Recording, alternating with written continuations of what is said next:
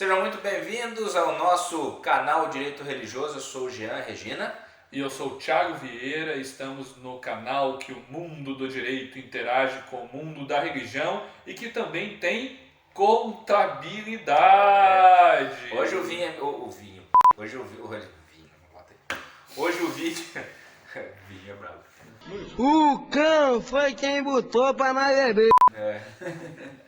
Hoje o vídeo é meio espinhoso, meio difícil, né? Mas é necessário. Afinal de contas, Thiago, criação de igreja é assunto para contador? O que tu acha?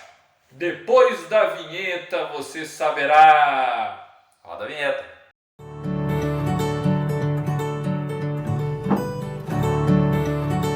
E aí, gente?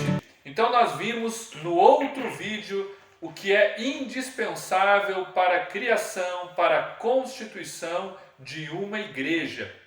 Mas essa criação, essa constituição, de forma inadequada, é entregue muitas vezes para contadores. Os contadores são profissionais importantíssimos, mas não são profissionais que entendem de teologia e que entendem de direito. Então a criação do estatuto tem que ser realizada por quem entende da sua teologia, ou seja, você mesmo, com auxílio, com a ajuda de um advogado. Não é isso, Jean? Eu vou dizer sinceramente que a nossa experiência mostra que 90% dos problemas envolvendo as igrejas com o campo jurídico se dá justamente em igrejas que foram constituídas, né? O seu corpo canônico foi constituído sem o devido cuidado desse espelhamento teológico na vida da igreja, ou seja, muitas vezes, e aí é uma questão empírica, a gente vê quem fez o seu estatuto? A contabilidade fez o nosso estatuto, ou seja, é normal, a gente sabe que é uma prática cultural aqui no Brasil, de que estatutos sociais, contratos societários de pequenas e até médias instituições normalmente são feitas num pacotão de constituição pela contabilidade. Nós já falamos em outros vídeos que a igreja não é primeiro setor, que não é governo, não é segundo setor, que também não é comércio, atividade empresarial, industrial, e também não é terceiro setor, porque ela não é ONG, não é beneficência. A igreja é um setor em si mesmo. Então ela precisa ser constituída de acordo com a sua própria natureza. E aí nós vamos ver muitos conflitos que acontecem e que não tem o instrumento necessário para resolver, acabam indo parar na justiça, porque o instrumento não foi pensado para refletir a teologia nos seus estatutos, Thiago. O que acontece é que os contadores e advogados também, tá? Eles pegam um modelão no Google e aí fazem o estatuto e o regimento interno a partir do modelão do Google. Claro que é mais barato, aí o contador cobra lá uma coxinha, um suco de uva para fazer o estatuto social. Por quê? Porque ele usa pouco tempo, é o tempo de dar o Ctrl+C, Ctrl+V e mudar o nome, o endereço, né? Quando você contrata um profissional de verdade, um profissional que atua, não que o contador não seja, ele é de verdade, mas um profissional de verdade para este assunto, né? Um advogado de direito religioso, ele não vai fazer um Ctrl+C, Ctrl+V. Ele vai ter várias reuniões com você, com a sua liderança, para entender a sua teologia. Por isso o estatuto é feito a 4 mãos, a 6 mãos, a 20 mãos. Por quê? Porque o advogado de direito religioso precisa entender qual a sua fé, qual a sua prática, ou seja, qual a sua ortodoxia, qual a sua ortopraxia. Por quê? Porque lex orandi, lex credendi. A sua norma de oração é a sua norma de fé e isso tem que estar no estatuto. Google não tem. Pode até você pegar o modelo de Google, eu já vi aí em igreja que tinha um estatuto que veio do Google, que a Santa Ceia era pela forma da transubstanciação. Só que era uma igreja que entendia a ceia como memorial. Bom, né? Nós temos um problema, um conflito grande. Grande, né? Então por quê? Porque o cara o contador ou advogado pegou o modelo de Google lá, né? Até Exato. é meio esquisito, né? Uma igreja o estatuto social de transubstanciação, porque transubstanciação é típico da Igreja Católica. Exato. E o protestantismo, de maneira quase que integral, não acolhe a transubstanciação. Então até nisso foi esquisito esse estatuto. E tem que lembrar que todo membro da igreja formalmente, pelo menos como uma ficção jurídica, está subscrevendo aquele estatuto quando está aderindo à membresia da igreja, está sendo recebido como membro.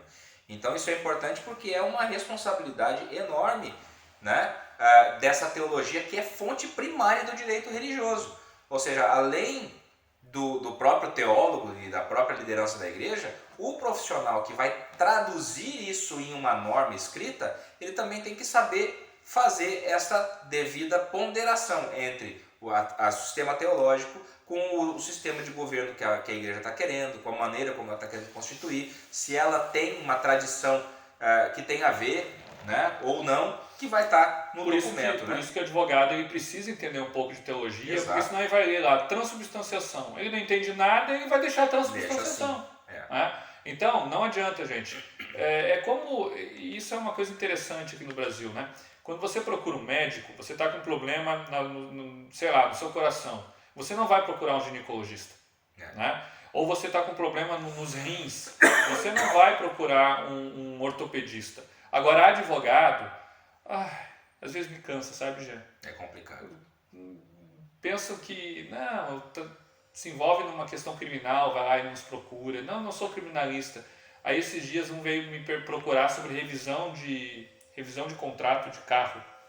Eu não sei fazer revisão, não é a minha área, daí fica chateado, não quis fazer para mim. Não, mas não é a nossa área. Então, gente, cada um no seu quadrado, como tem aquela musiquinha, né? Então, gente, cada um no seu quadrado. Nós aqui atuamos com direito religioso e direito empresarial. Mas veja, né, como o Thiago está falando, e é tão importante isso que nós estamos falando, que por fim, o estatuto social só vai ser registrado no cartório se ele tiver um visto de um advogado. Aí vem o contador e pede emprestado, né? Exato. Pra mim, é uma atividade privativa da advocacia. E é uma atividade privativa da advocacia que deve ser exercida por um especialista em direito religioso. Então, é só assim que a igreja vai poder ter segurança. Um profissional que seja especialista no seu tema, que vai fazer o que então? Que vai traduzir para o mundo jurídico a visão teológica que Deus repartiu com a igreja. E assim, gente, é uma coisa que é curiosa até, né? Já veio o pastor pedindo para mim para eu vistar um estatuto, né? Aí eu disse ao pastor, não pastor, eu não posso, eu preciso ler o estatuto, eu preciso entender, e aí se eu concordar, eu vou assinar. Aí o pastor ficou chateado.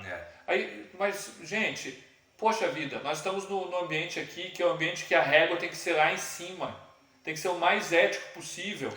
Então, como que um pastor vai pedir para mim, para que eu viste um estatuto, e quando eu falo que eu preciso estudar o estatuto, ele fica bravo? Ele deveria ficar feliz. Ele ficar feliz, é verdade. Poxa, que cara ético, ele quer estudar o estatuto e fica, que chato.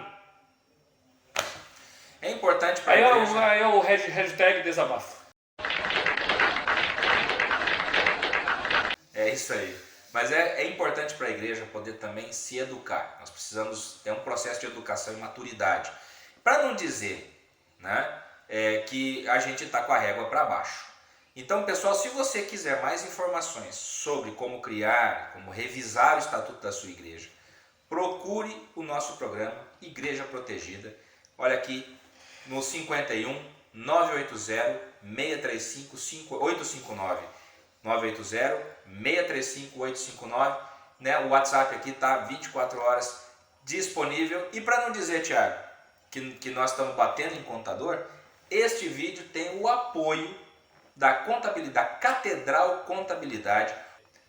Um grande abraço para o Delcio, um grande abraço para a Aline, que são contadores que entendem que igreja não é uma ONG. Então curta, compartilhe, mas compartilha bastante esse vídeo aí, tá? Porque nós precisamos fazer chegar longe esta informação importante.